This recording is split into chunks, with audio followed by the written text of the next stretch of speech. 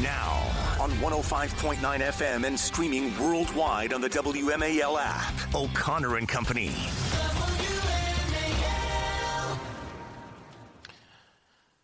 It's 7:07 now on O'Connor and Company. Thanks for being part of our morning conversation here. Coming up in 30 minutes, Reagan Reese, White House correspondent for the Daily Caller, will talk about the next Trump plans for the National Guard in some major American cities to help with the crime problem. Also, get her review of J.D. Vance guest hosting for Charlie Kirk. 8:05 brings us Bill O'Reilly. That name is familiar to me in some way. 8:35, Justin Keener, president of Americans for Public Safety. It's Larry O'Connor alongside Julie Gunlock, who I never call a pinhead, but Bill O'Reilly, he'll call you a pinhead like that. That's what he does. He would never. No, not you, but I'm getting ready for it. Cully Stimson joins us now, of course, friend of this program, senior legal fellow at the Heritage Foundation, a former prosecutor. His book, Rogue Prosecutors, How Radical Soros Lawyers Are Destroying America's Communities. Good morning, Cully. Thanks for joining us today. Morning, guys. Yesterday, President Trump cut 21. President Trump was asked about officially labeling Antifa as a domestic terror organization. Take a listen. Given with all that's going on with Charlie Kirk's assassination and the left-wing, a lot of left-wing violence going on, do you have plans, and actually this is a great opportunity with all these, do you plan on designating Antifa finally a domestic terror organization? Well, it's something I would do, yeah. If I have support from the people back here, I think we'd start with Pam, I think. But I would, if you give me, I would do that 100%. And others also, by the way. But Antifa is terrible. Are there other groups that you can think of? There are okay, other groups, so that's enough, I think. So, Cully, you know the law. You understand how these things are. First, a basic fundamental question. What does it matter if the Justice Department designates Antifa as a terror organization? Yeah, so in June of 2020, he actually tweeted out when he was president last time that he was going to label them as a domestic terrorist organization. But remember, I wrote about this in the Daily Signal back then. Domestic terrorism is defined by federal statute. It's 18 USC 2331 subsection 5, and it defines it as, quote, involving acts dangerous to human life that are a violation of the criminal laws of the United States or appears or intended to be to intimidate or coerce a civilian population, influence the policy of the government, etc.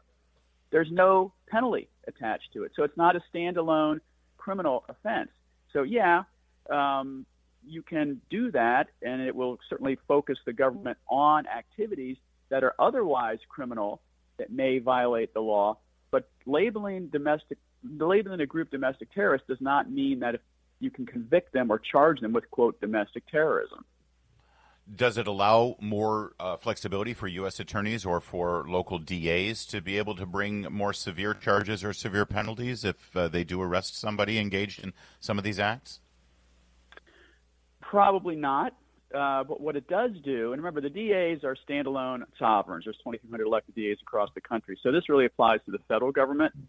But given the scale and scope of the riots we've seen and the violence we've seen and these protests we've seen, remember, back when Trump tweeted that out last time in 2020, the then Attorney General directed the network of the 56 regional joint terrorism task forces to identify the criminal organizations and instigators and coordinate federal resources to their state and local partners. So it does have a sort of gathering effect in terms of focusing the mind on what they're doing. I think another piece here that wasn't mentioned is Senator Ted Cruz dropped an amendment a few months ago to add rioting to the RICO statute. And RICO is a list, has a whole long list, like 50-some things, predicate acts you have to do to bring in a RICO prosecution. He added the federal definition, which is defined in federal statute, to rioting. That would get at the funders of these so-called spontaneous riots or spontaneous protests. I think that would add more teeth than just designating them as a domestic terrorist, which has a feel-good feel, but doesn't have teeth. Let's explore that avenue of it, setting aside Senator Cruz's amendment, which certainly deserves some action now, I think, in light of recent events. The president did talk about potential RICO charges and specifically going after this funding network that if you follow the lines enough, and yes, it is complicated, it's designed to be complicated, you can see that money from some of these very large non-government foundational sort of entities that like to donate to left-wing causes, they are very closely aligned with some of these groups who are agitating and drumming up a lot of the unrest that we see right now that does lead to riots and mayhem. So are there not laws on the books already that would, in fact, allow prosecutors to go after some of these funding entities if, in fact, you can follow that money to this violent behavior? It depends. And I hate to give you a squishy answer, but facts matter, right? Yeah. So that's why we dedicated the whole second chapter of our book on Soros's funding of these rogue prosecutors, because what a lot of these groups do is follow the law and set up independent 501c3s at the state or local level, drop money into those entities, and then those entities, and I'm using air quotes, use independent expenditures to fund X, Y, and Z, and then they're going to claim, we didn't know that they were going to do violent things. We thought they were going to engage in First Amendment protected acts. And so there's a lot of fact-dependent things that have to get you from the funding to the criminal act and then the connection between the two. So what is the next step here? I mean, we've heard a lot of this stuff from J.D. Vance. We've heard Trump saying this, Pam Bondi, which we can talk about that in a few minutes. But, you know, what happens next? If you're, you know, I'm not a lawyer. I'm curious, what happens next on this? Well, earlier, I think it was this week or last week with your Monday regular, Joe DeGenova, our friend of all of ours, he talked about the original purpose of grand juries, which is to discover facts. And so I think one of the things that they should consider in their toolkit is to impanel grand juries wherever it makes sense to engage in fact-finding and discovery and pull documents, subpoena things, and see where that leads. I mean, that's how you get from A, the funding, to Z, the crime, and draw any connective tissue between the A and the Z. That's one way of doing it. There's a lot of different ways you can do it. House oversight, Senate oversight is nice, but there's a lot of peacocking going around, and it's not a lot of finding going on. Not to take away from Jim Jordan and the others who've done yeoman's work in some of these areas. But I think the secrecy of the grand jury and the full force of the federal government getting at this, see whether it's, yes, cabined within protected First Amendment speech, or no, has gone way beyond that to criminal acts. If we could, Cully, since we've got you, pivot to one other thing. You heard the president's announcement about cooperation with the city of Memphis and the state of Tennessee for National Guard and other law enforcement reinforcements to be able to sort of bring Memphis under control. What's your observation here in terms of whether this is a positive development for law and order and maybe getting some arrests and hopefully criminal prosecutions? I'm sure you're aware of what's going on with the DA's office there. You literally wrote the book about it. But also, is this sustainable, city after city after city working with the federal government, or does there have to be something bigger going on at the local level? So Steve Mulroy is the Soros bought and paid for DA in Memphis. He got over $600,000 of Soros-affiliated money. He's pro-criminal, anti-victim, cop-hating zealot, like all of them. But this is entirely appropriate for Trump to go to a red state where the governor's going to say, yes, please help us with our National Guard to call them up and focus your assets to cooperate with the cops in Memphis. The question is, is it going to result in more arrests? Certainly. Is it going to result in more prosecutions? You can't really force Steve Mulroy to be a real prosecutor. But what it will do is to shine a Klieg light on him to say, you're the problem, dude. You're it. So is it sustainable? No, it's not sustainable. But what it does, and this is where Trump is just brilliant, he has the bully pulpit, and he can focus the people's minds on what the weak link is in that city. So D.C., it was Matt Graves, it's the D.C. City Council, it's the Judicial Nominating Commission, it's the weak Superior Court judges. Memphis, it's Steve Mulroy. You can go city by city and focus on it. And I think the reason he didn't go Chicago is because legally it's much harder. You can't really call up the National Guard in a city when the governor is not going to play ball. So it's a good way to spotlight and highlight the weakness in that system. But then you got to come in behind and you got to eliminate that weakness and bring in law and order. We got to leave it there. Always good to talk with you, Cully Stimson. Thank you for clarifying so much here. It's Cully's book, by the way, rogue prosecutors, how radical Soros lawyers are destroying America's communities, and we're watching it play out every single day here. Thank you, Cully. Thanks, guys. 7:15 WMAL. WMAL, making sense of the news. Live from the Home Paramount Pest Control Studios. Home Paramount, the leader in pest control since 1939.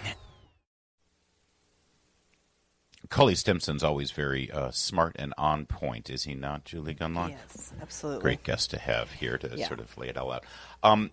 Winsome Sears has put out a video of Abigail Spanberger. Now, I don't have the date as to when this interview took place. I can tell you that she's been on radio silence as usual. Abigail Spanberger runs from every major issue. This is not leadership. She wants to be a governor. She still hasn't spoken out about the boys being expelled in Loudoun County for objecting to a girl in their locker room. She still hasn't spoken out about 5 major school systems in Northern Virginia defying federal law and doing away with federal funding for their schools so that they can hang on to their radical gender policies. She still hasn't said anything. The abortion issue in Fairfax. About the abortion issue in Fairfax County and Fairfax High School. She has not said anything about Charlie Kirk's assassination. She has said nothing about people who are associated with her campaign. That's right. Celebrating Charlie Kirk's murder. That's right. In fact, there's one woman who was on a school board in Chesterfield County who is still a member in good standing of Abigail Spanberger. Abigail Spanberger has endorsed her. And vice versa, she has endorsed Abigail Spanberger, and Abigail Spanberger still has that endorsement live on her website. Mm-hmm. So Abigail Spanberger has been absolutely hibernating because she doesn't care about the issues, and she doesn't care about Virginia, and she doesn't care about Virginians. She cares about winning the election and attaining power. She loves using this phrase, I'll be a governor for all Virginians. Well, you know what? There's a lot of Virginians who are hurting right now because of the assassination of Charlie Kirk. It would be great for you to be a governor for all Virginians and say something about it. That's nothing. Right. That's right. Nothing. So Winsome Sears has to go back and find some old statements that she's made. So here she is as a congresswoman in a podcast. I believe the podcast is called Angry Suburbanite Liberal Women Speak Out. No, it's not. No, but I'm looking at the the host and the guest, and that seems to be exactly what it's putting out there for everyone. Filmed in Alexandria, Virginia. In every living room of Alexandria, Virginia, except Julie Gunlock's. Yes. Take a listen to Abigail Spanberger talking about the crime issue, and she uses all of the talking points of the radical left who want to defund the police and empty our jails. Take a listen, and then I will fact check our fine woman who wants to be governor. Go ahead and listen. That or talk about that. But, when we look at our prison population, we are 5% of the world's population. We are 25% of the world's imprisoned population. So we have a wholly disproportionate number of people who we imprison compared to other countries, other industrialized first world countries. And so the question has to be, why and how is it that this is happening? And from a legislative perspective, there is a lot that we can do. Looking at mandatory sentences, one of the things you mentioned, whether or not our mandatory sentence is appropriate. Yeah, and our prisons are too full, so so we've got to empty all the criminals out and let them walk free. This is the exact kind of pablum, bromide talking points of the left that got us to where we are right now with crime as critically as awful. But that's right. She serves only the left. She only serves that. That's why all of her funding comes from out of state. This is exactly what kind of governor she will be. But let me just point out a couple of things. First of all, the contortion of our language. Did you notice that she kept calling them imprisoned people and the imprisoned population? Yep. They're criminals, ma'am. They weren't. We haven't imprisoned people. We have arrested them. We have tried them. And here we are because Charlie would want us to be here. They have been convicted. I apologize. Upset. Something autoplayed on my computer. I apologize. They have been tried and they have convicted by a jury of their peers. It's called our judicial system, but she uses this language. The imprisoned population are criminals, and they have not been imprisoned. They have been convicted of crimes. But also, this is critically important, the sleight of hand here. The sleight of hand. Because she makes it sound, this is typical left-wing radical liberals like Abigail Spanberger convince you to do stupid things like empty prisons by lying to you and making you think that America is the problem, that America is some sort of cesspool. She has, as Dennis Prager likes to call, the proctologist's view of America. She sees everything from that perspective when she looks at our country, because she's a radical. Listen to the very beginning again. Start right at the beginning, because she sets the entire premise up on a lie. The sleight of hand here is exquisite. Listen. That or talk about that. But, when we look at our prison population, we are 5% of the world's population. Pause there. Listen to what she said. We are 5% of the world's population. So you take all the people in the world. The United States represents 5% of that population. Okay, now keep going. World's population, we are 25% of the world's imprisoned population. So we have a disproportionate. All right, pause there. 5% of the world's population, but we have 25% of the imprisoned population. That sounds outrageous, right? What is wrong with America? Why can't we be the same as other countries, right? Well, there's something wrong here. There's something wrong here. Now, listen again, because then she goes on to make her point, and here's the sleight of hand. You got to listen for it now. Proportionate number of people who we imprison compared to other countries, other industrialized first world countries. Do you see what she did? Yes. We imprison more people than other countries, other first world industrialized countries. So she just compared two different data sets. The first data set is we're 5% of the world's population. Yep. But we imprison 25%. Our imprisoned population is 25%, right? Then she immediately pivots and say we incarcerate more people than other first world industrialized nations. Well, we're not 5% of first world industrialized nations, are we? No, we're not. She first started by saying we're 5%, but that 5% includes countries that have no basic law and order, that have no judicial system, that have no basic principles of first world order. They've got criminals running wild. They're not imprisoning them because they have no way to do it, because it's a nightmare in those countries. You know, the countries where people flee from to come here. So here's the key gotcha. Are you ready? I hope Winsome Sears people are listening to this. Oh, we're following you. We're following you. We are 5% of the world's population, but we incarcerate, what is it, 25? We're 25% of the incarcerated. Guess what the United States percentage is, Julie Gunlock, of first world industrialized countries? Tell me, Larry. 25%. The United States our population represents 25% of first world industrialized countries, and we just so happen to imprison 25%. We represent 25% of the imprisoned population. In other words, it's exactly equal. What? It is exactly based on her argument, which, by the way, is a BS argument anyway. Yes. But is it any wonder, Larry, what you've just laid out for us, what you've just explained, how you've broken down what she said, is it any wonder that Randy and the education sort of leadership in this country wants to do away with critical thinking? No. When you hear what you just said, they don't want our kids to be able to do that. They want you to listen to the talking points and go, okay, and nod along like automatons. Yes. And that's awful. And just take America's that as terrible. fact. Yes, you need critical thinking. You need critical thinking skills to push back on this kind of stuff. And Larry, well, fewer and fewer kids have that. Abigail, well, our listeners are smarter than your average bear. And hopefully they've got this fuel. And Winsome's ad, but we're ready for your next ad. Lieutenant Governor Sears, because you blow this one away. She lies about the United States of America, make it sound like we are the worst country on the planet, and the solution is empty our prisons. And she won't even call the people in those prisons criminals. Early voting starts this week. I hope you're all paying attention. Coming up, Reagan Reese. She'll give us the latest news. Keep it here at 7:30. WMAL-FM, Woodbridge, Washington, a Cumulus media station. Making sense of the news. News Talk 105.9. News now.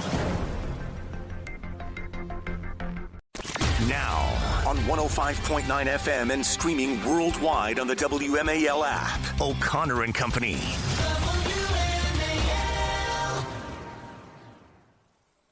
It's 7:37. It's O'Connor and Company here this Tuesday morning, 16th day of September. We're plowing through it with you. Thanks for joining us. Bill O'Reilly's going to be our guest at 8:05.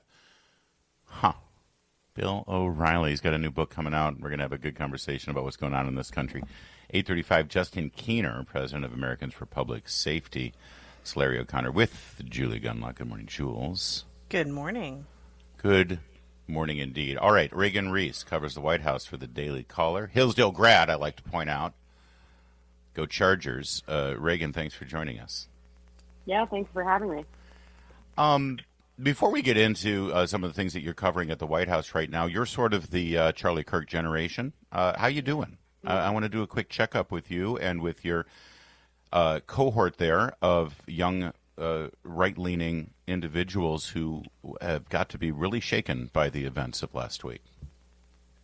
Yeah, I mean, I never knew Charlie personally, but his death has really hit me harder than I probably ever would have expected, and I think it's hit my generation hard. And one thing that's been encouraging is just seeing all of my friends spread out across the country post their support for Charlie Kirk and who are also mourning. And I've had a lot of friends reach out to me. I've reached out to a lot of friends because one, I mean, he was so influential and someone I feel like we grew up watching, but also this is, I'm 25. This is a big, scary moment I feel in our nation's history. I haven't really lived many years. And so this is a moment that I almost don't know how to handle as a young person, as a young journalist. And so it's been a really interesting few days. I've learned a lot, but I've also been encouraged by just the strength and the resilience of everyone I'm surrounded by in the conservative movement. Good. Reagan, Good if I can ask just a quick follow-up on that, what is the mood like at the White House among the other media press people? I have felt that amongst the mainstream media, there's almost they've moved on. You know, they're trying to find the next thing. But amongst my sources in the White House, those in conservative media, the new media, everyone is mourning. I've been very delicate with my sources over the last couple of days, and just kind of giving them their space to figure it out. You know, the scoops and the reporting and all that will come later, and I have a long time to figure those things out, because it's been just everyone in the White House is really going through it. Yeah. Well, thank you. And listen, I can just tell you, as somebody who has been there when we lost Andrew Breitbart, it was easy to sort of just focus on the fight and the fight and the work and just keep charging on. Reagan, please take time for yourself to talk to your friends and make sure that you're sort of checking in on each other, because you can lose sight of that and you can get into a dark place. All right, I'll give you unsolicited advice from Uncle Larry. Thank you. Now, to the work at hand. You were covering the White House, of course, as you always do for Daily Caller. Are we good? I dropped? She dropped. Oh, she dropped. We lost Reagan Reese. Well, as soon as I said Uncle Larry, I think that creeped her out. Would creep me out. She's like, I'm out of here. She'll call back, I'm sure. All right, we will reconnect with Reagan Reese here, and we will. But Reagan Reese is part of just that new media, and they are so young. Yeah. We had a meeting at IWF. We have a lot of young staffers. Oh, I think she's back. I'll stop babbling. Is she back? Yeah, no, it's hard to remember how young they are because they do such great and professional work. Welcome back, Reagan. Yes, all right, exactly. Talk to me about what the president announced yesterday having to do with the National Guard deployment here in Memphis and what that's going to look like. And there is cooperation from the city of Memphis on this, right? Yes, details right now are scarce, but what we do know right now is that because the governor of Tennessee and the mayor of Tennessee, or mainly the governor of Tennessee, are open to having the National Guard, it is their request, they can go in. And so the president announced the creation of this Memphis task force, and he's going to be sending in the National Guard as well as many federal agencies to help crack down on crime in Memphis, very similar to what we've seen in Washington, D.C. Again, all those nitty-gritty details are kind of scarce at the moment, but the president, that is what he announced yesterday. And he said to the mayor of Tennessee, this is going to be your proudest moment when I clean up crime in Memphis, Tennessee. That's funny, but that's very Trump-esque. Trumpian, I think is a better word. And also, will the president be attending the funeral services will be held at a football stadium in Scottsdale, Arizona? Yes, he is. He's going early on Sunday morning, and he said yesterday that if they want him to speak, he will also speak. And I think that would be a great honor for all of America to see the president speak. We've seen him put out that video address right after Charlie's murder on Twitter. Vice President went live yesterday, but to see the president give a live address, I think will be a really powerful moment for the country. Well, J.D. Vance was hosting Kirk's podcast, and he had some really strong words to say, I thought very uplifting, and really a call to get active, to get involved in your community. But there's another Trump administration official who said something kind of strange, and that is our Attorney General, Pam Bondi. She was on a podcast talking about, she said there's free speech and there's hate speech, and she says, there's no place, especially now, after what happened to Charlie in our society, we will absolutely target you. Lot of responses to that, both on the left and right. For instance, Britt Hume is saying, there is a place for hate speech if you believe in the First Amendment. So, have you heard any reactions to that from any Trump administration officials? Well, personally, I'm a little puzzled by the Attorney General's remarks. I think what we saw yesterday from J.D. Vance was the strongest, the clearest message coming out of the White House. And it was a very specific call to action. Here's how we are going to respond. And they've specifically talked about targeting NGOs. I mean, and taking their funds away because they are, I think, quote, Stephen Miller said, running a vast domestic terror movement within the United States. President Trump talked about maybe designating Antifa as a domestic terror organization. But in terms of cracking down on, quote unquote, hate speech, that's something that I think is kind of out of lockstep with the messages we've seen from the vice president, from Stephen Miller, from Donald Trump. And so, definitely something I'll be tapping into today to kind of see the reaction from the White House. But in terms of which direction I think they're going, I think the vice president's direction is probably the path that you'll see the White House take. Yeah, Reagan Reese, Daily Caller. Thanks for joining us. Great talking with you as always. Yeah. Hey, it's Chris Plant. Find out what the media don't want you to know. Coming up this morning at 9, right here on WMAL. The old adage, you can judge a person by their friends and the company they keep. Well, take a look at Abigail Spanberger and her friends and the company she keeps, including one Dorothy Heffron, who, after Charlie Kirk was killed, decided to post on social media, call me old-fashioned, but I remember when we used to be okay with shooting Nazis. My God. Her fellow, not only is she Abigail Spanberger's buddy and pal, she also is the chair of the Chesterfield County School Board. Her fellow members of the school board called for her resignation, and after many, many days of wrangling and denials and hollow apologies, she resigned, but not immediately. She submitted her resignation. Gotta give her time. Yeah, she said it'll be effective December 31st. Her colleague said, no thanks, we'll take it, and we'll take it now. They're going to schedule a special election to replace her. It has now been over 3 days since this statement, and Abigail Spanberger has still said nothing about her friend. Because she doesn't care. She doesn't care. And Larry, I will tell you, the number of what we like to call normies in society, the teachers and nurses and doctors and just people that have these civic positions celebrating the death of Charlie Kirk has unnerved me so much. I put a post up on Twitter, on X rather, where I said, it's really weird to be in your 50s and realize that the people who will be in charge of your care community one day when you're very old and very vulnerable are these people, these very young people celebrating Charlie Kirk's death. It's frightening, chilling. It is. And did I mention early voting starts right now in Virginia? So I hope everyone's paying attention. Abigail Spanberger, she's letting you know exactly who she is and what kind of governor she'll be. 7:54.